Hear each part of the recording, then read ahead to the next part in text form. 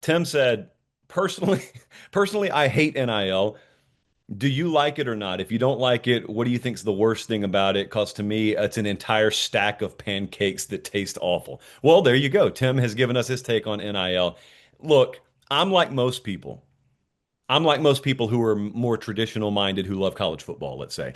And that is, we look at it. Most of us never said, we don't want those kids making a dime. Most of us never said that. Most of us looked at it and said, yeah, they deserve money. Can we accomplish that in a way that keeps the sport structured? And the answer so far has been nope. So I guess that's the part, Tim, that I dislike the most. But if you really want me to drill down on it, rivalries. What it's done to rivalries is just disgusting to me. I look at a guy who once played for Michigan who transfers to Ohio State. I look at a guy who once played for Alabama who transfers to Auburn, Florida State, Florida, whatever. And I think to myself, there should be laws against that. But there really shouldn't need to be laws against it. It should just be ingrained in you that that's a no-no. Quick 5 second timeout. Check and make sure you're subscribed to the channel. It keeps it free. We love you. All right, back to the show. No one needs to tell me if I play for Ohio State that it's a no-no to transfer to Michigan. It's just this unspoken but understood moral contract that you should take in exchange for playing the sport. But then here's the worst kind of person. The worst kind of person is the one that comes in and you say, man, no one should ever transfer from Ohio State to Michigan. There's a guy who comes in and says, well, you can't do that. You can't restrict those players' movements. Hey, dude, I never said that they shouldn't be legally allowed to, or if I did, I was joking. I said it should be understood. It's no different than if I'm at Publix, I don't really need a law to tell me not to leave my buggy in the middle of the parking lot. I'm just supposed to know it. Like there are certain parts of the societal fabric or parts of the sporting societal fabric that are supposed to be understood. But when you enter this equation where the bedrock principles of college football are devalued and you've got people in your ear telling you the only thing that matters is how much the bottom line is for you in a given year, how much you can earn in a given year, and that matters well above and beyond anything else, then you're going to have that kind of approach. And again, I don't want to lay it in the lap of a kid solely because I haven't been in that position. So I've never been 19 years old, having balled out my freshman year at Clemson, only for South Carolina to come along and say, we'll give you $1.2 million to transfer here. Mind you, you grew up on food stamps. You had no idea where your next meal was coming from when you were growing up. Your family's counting on you to financially provide for them. We're going to pay you triple what Clemson will pay you if you transfer here. Well, that becomes a whole different world, doesn't it? That becomes a whole different, as Meemaw would say, a whole different kettle of fish. I get all that.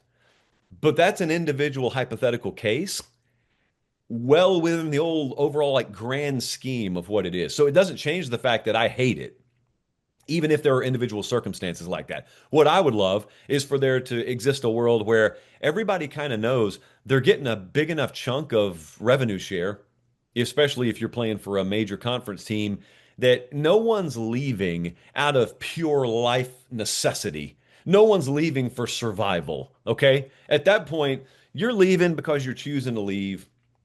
And I don't know that we can ever get back to it. I happen to think we can. I happen to think that there are mechanisms and levers that you can pull in college football to sort of right the ship a little bit, and it will again become really taboo for that concept to exist. But I just hate that. I hate that it hasn't diminished or it hasn't erased the value of a rivalry.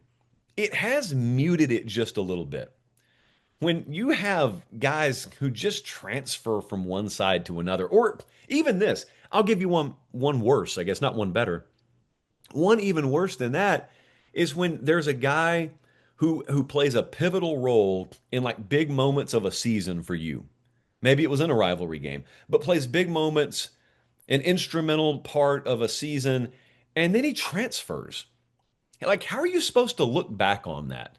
I think about, man, when was this? What was the year? It was the 4th and 31 play. I think it was Isaiah Bond, maybe, that Milrow threw the ball to. It was 4th and 31. I know where I was. I was in Detroit's airport watching this. Whoever caught the ball, like Ja'Cory Brooks or Isaiah Bond, whoever that was, he transferred right after the season. So you look back on this iconic moment in Alabama football history, and it kind of gets saturated because the guy who caught the ball, in a former generation, in a former life, you would look at that and he would be like a legend. And oh, he'll never have to buy a meal in Tuscaloosa again. Crimson Tide for life. He wasn't even Crimson Tide a month later. He transferred to Texas. And so I hate that concept, man. I I get why it happens. I get why it exists. I get what it probably takes for it not to exist. I don't have the power to snap my fingers and make that happen, but I just hate the cumulative impact that the NIL portal era has had on the that part of the fabric, the sanctity of tradition, the sanctity of rivalries. And I just always thought to myself, let's say I go and I enroll at Penn State. And maybe I'm a little homesick to start off with, and maybe I'm thinking, oh, maybe I'll transfer out. But I've always thought to myself, once I get in, especially once I become an integral part of this team, and doubly especially if I make some impact plays to help this team in some big games, I'm in now. I'm in because I like to think that I would view it in terms of legacy. And I'm thinking 20 years from now, if I just made this big play here, but then I just transferred, how are they going to remember me? There is a lot of equity that's built by creating a legacy in one uniform. But I know no one's thinking like that now. I certainly know agents aren't in their client's ear telling them that. Agents aren't making a whole lot of money off legacy. Agents are making money on you getting a 40% raise by transferring. I get all that. Everyone's looking out for themselves right now. I get all that. That doesn't mean I have to like it.